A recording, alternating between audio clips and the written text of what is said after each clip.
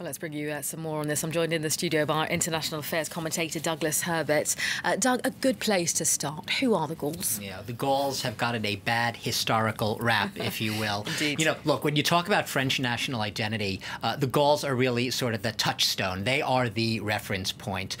Going way, way back, before the modern-day French, before the Franks, you had the Gauls. They were right up there with the Visigoths, you know, roaming in the countryside. I want to show you the most famous Gaul, okay? Every French knows, if they don't know any other Gaul, they know this one, Asterix, okay? Yes, the protagonist in the famous comic book series.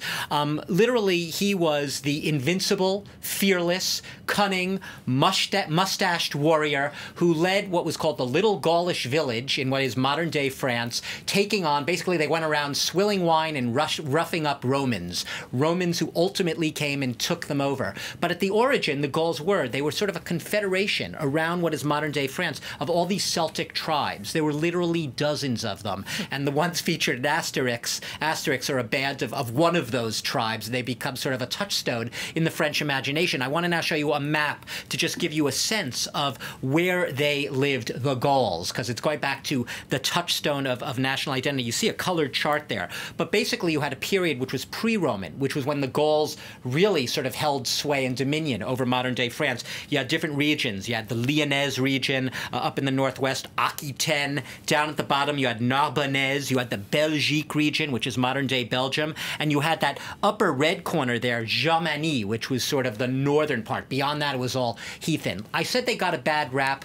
The image of the Gauls in the popular imagination is that they were these savages, these forest-dwelling heathens who did nothing but swill wine all day. The actual archaeologists have more recently discovered, the historical record shows they were quite sophisticated. They were farmers, they were craftsmen, they were tradesmen, and perhaps that suggests they were not so resistant to change.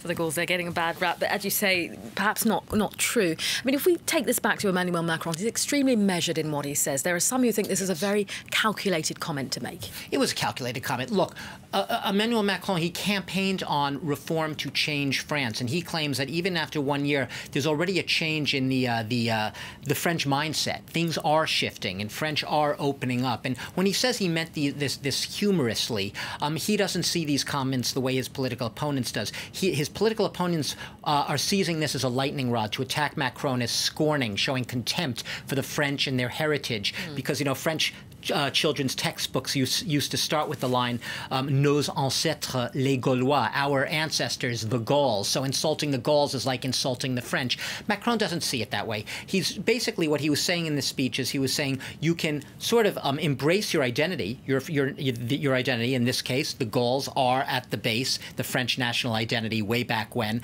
And at the same time, you can be open to the world. You can be people who have sort of a broad mindset, as perhaps the Gauls even did, as I just said.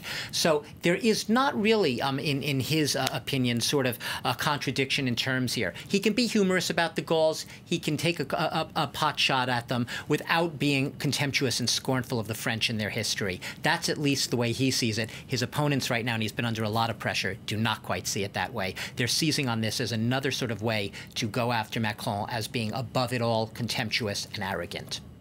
All right, Douglas Herbert, thank you for that analysis on those comments made by Emmanuel Macron.